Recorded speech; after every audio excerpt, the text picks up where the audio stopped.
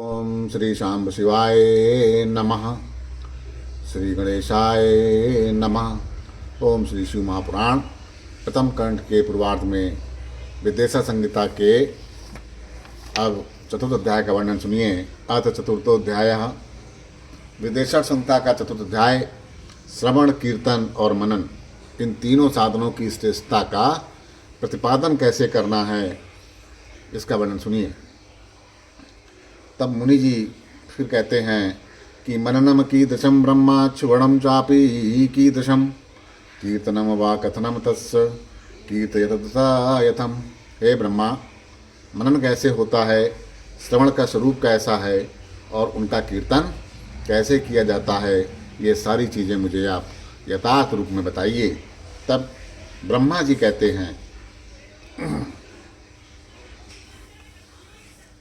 कि पूजा जपेश सगुण रूप विलास नाम युक्ति प्रियेण मनसः परिशोधनम यत तत्संततम मनमनीमीश्वरस्तिलभ्यम सर्वेषु साधन वरिष्यपि मुख्य मुख्यम।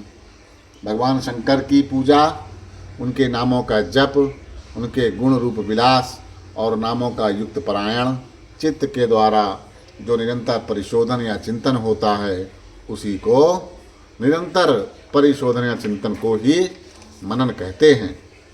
वह महेश्वर की कृपा दृष्टि से उपलब्ध होता है, वह समस्त श्रेष्ठ साधनों में प्रमुखतम है। मनन सभी साधनों में प्रमुखतम है। गीतात्मनः श्रुतिपदेन चा भाषया वा शंभु प्रताप गुण रूप विलास नामनाम वाचा स्फुटम तु रसवत स्तवनम यदस्य तत्कीर्तनम भवति साधनमत्र मध्यम। शंभु के प्रताप गुण रूप विलास और नाम को प्रकट करने वाले संगीत, वेद वाक्य या भाषा के द्वारा अनुराग पूर्वक उनकी स्तुति ही मध्यम साधन है, जिसको कीर्तन शब्द से कहा गया है। सबसे उत्तम वो है मनन, मध्यम वो है कीर्तन। ये नापिकेन करणेन चाह शब्द पुंजम यत्र क्वाचित्तछं परम श्रवणोन्द्रियेण स्त्री कलेविद दृढ़तरम प्रणिधीयते यतः तदेव बुधः श्रवणमत्र जगत प्रसिद्धम। हे ज्ञानियों, स्त्री कीड़ा में जैसे मन की आसक्ति होती है, वैसे ही किसी कारण से किसी स्थान में शिव विषयक वाणियों में श्रवणेन्द्रियों की दृढ़तर आसक्ति ही जगत में श्रवण के नाम से प्रसिद्ध है। सतसंगमेन भवति श्रवणं पुरस्तात् संकीर्तनं पशुपतेरत तदृढं सयात् सर्वोत्तमं भवितन मनन तदेन्ते सर्वैः संभवति शंकर दृष्टिपाते। सर्वप्रथम सज्जनों की संगति से श्रवण सिद्ध होता है, बाद में शिव जी का कीर्तन दृढ़ होता है और अंत में सभी साधनों से श्रेष्ठ शंकर विषयक मनन उत्पन्न होता है, किंतु यह सब उनकी कृपा दृष्टि से ही संभव होता है। उनकी कृपा दृष्टि से ही संभव होता है। अस्मिन् साधन महात्मये पुरावृत्तम मुनीश्वरा युष्मदत्तप्रविच्छामि शृणुदमवधानतः। मुनीश्वरों, इस साधन का महात्म बताने के प्रसंग में आप लोगों के लिए एक प्राचीन वृत्तांत का वर्णन करूंगा, उसे ध्यान देकर आप लोग सुनाएं। पुरा मम गुरु व्यासः पराशर मुने सुता तदपश्चार संभ्रांता सरस्वतस्ते शुभे गच्छनमिदाक्षयः तत्र विमानेनार्करोचिषा सनत कुमारो भगवान ददर्श मम देशिकम्। पूर्व काल में पराशर मुनि के पुत्र मेरे गुरु व्यासदेव जी सरस्वती नदी के तट पर, सुंदर तट पर तपस्या कर रहे थे। एक दिन सूर्यतुल्य तेजस्वी विमान से यात्रा करते हुए भगवान सनत कुमार अकस्मात वहां आ पहुँचे। उन्होंने मेरे गुरुदेव को वहां पर देखा। ध्यानरूढ़ा प्रबद्धा सोमदर्श तन्मात्मजं प्रणिपत्याः संभ्रांता परमं कौतूहलं मुनि दत्त्वा धर्मस्य तदप्रदौ देवयोग्यं च विस्तरं प्रसन्नः मा प्राह तं प्राहम् प्रभु गंभीरिया गिरा। वे ध्यान में मग्न थे, उससे जगने पर उन्होंने ब्रह्मा के पुत्र सनत कुमार जी को अपने सामने उपस्थित देखा। वे बड़े वेग से उठे। उनके चरणों में प्रणाम करके मुनि ने उन्हें अर्घ्य प्रदान करके देवताओं के बैठने योग्य आसन भी अर्पित किया।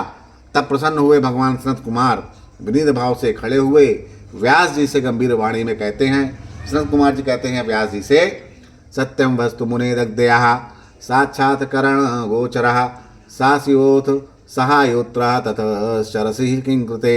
हे मुने, आप सत्य सनातन भगवान शंकर का हृदय से ध्यान कीजिए, तब वे शिव प्रत्यक्ष होकर आपकी सहायता करेंगे। आप यहाँ तप किस लिए कर रहे हैं? एवं मुक्ता कुमारेण प्रोवाच स्वासयं मुनि धर्मार्थ कामो मोक्षाश्च वेदमार्गे कृतादरा बहुधा स्थापिता लोके मया कृत कृपया तथा एवं भूतस्य मेवं गुरुभूतस्य सर्वथा मुदि मुक्ति साधनकं ज्ञानं नोदेति परमुद्यतं ततश्चरामि मुक्त्यर्थ न जाने तत्रम कारणम।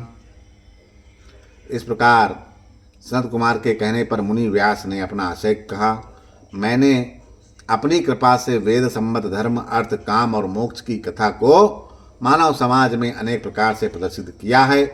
इस प्रकार सर्वथा गुरु स्वरूप होने पर भी मुझमें मुक्ति के साधन ज्ञान का उदय नहीं हुआ है। यह आश्चर्य ही है। मुक्ति का साधन न जानने के कारण उसके लिए मैं तपस्या कर रहा हूँ।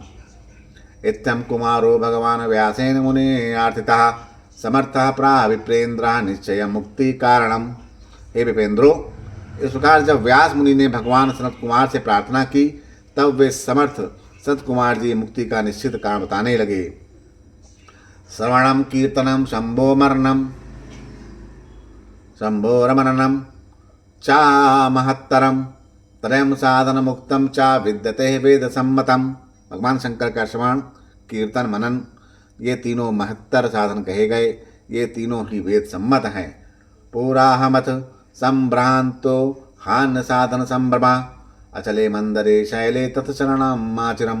पूर्व काल में मैं दूसरे साधनों के संभ्रम में पड़कर घूमता घामता मंदरांचल जा पहुँचा और वहाँ तपस्या करने लगा।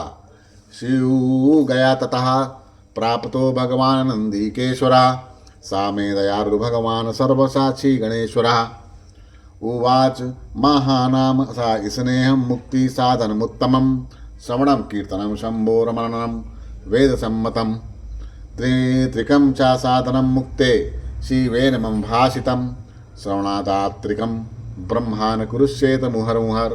तंतर महेश्वर जी की आज्ञा से भगवान नंदीकेश्वर वहाँ पर आ गए।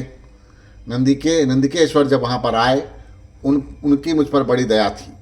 वे सबके साक्षी तथा शिव गुणों के स्वामी भगवान नंदीकेश्वर मुझे स्नेहपूर्वक मुक्ति का उत्तम साधन बताते हुए बोले, भगवान शंकर का श्रवण कीर्तन और मनन ये तीनों साधन वेद सम्मत हैं, मुक्ति के साक्षात कारण हैं।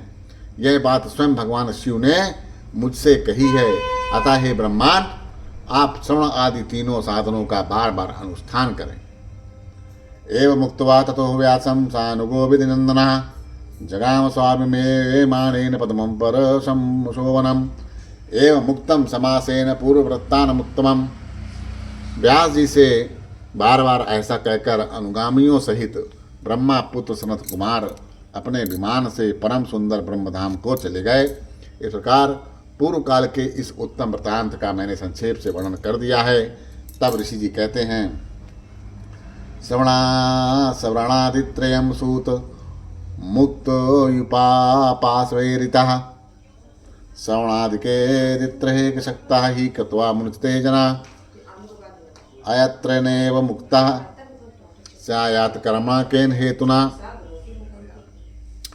ऋषिगण बोलते हैं कि हे सूत जी, आपने श्रवण आदि तीनों साधनों को मुक्ति का उपाय बताया। जो मनुष्य श्रवण आदि तीनों साधनों में समर्थ हो, वह किस उपाय का अवलंबन करके मुक्त हो सकता है और किस साधनभूत कर्म के द्वारा बिना यत्न के ही मोक्ष को मिल सकता है। इति श्री शिव महापुराणे प्रथमायानाम विंदेश्वर संहिता नाम साध्य साधन खंडे चतुर्थ अध्याय। इस प्रकार शिव महापुराण के अंतर्गत प्रथम विद्वेश्वर संहिता के साध्य साधन खंड में चौथा अध्याय पूर्ण हुआ। बोलो श्री शंकर भगवान की जय हो।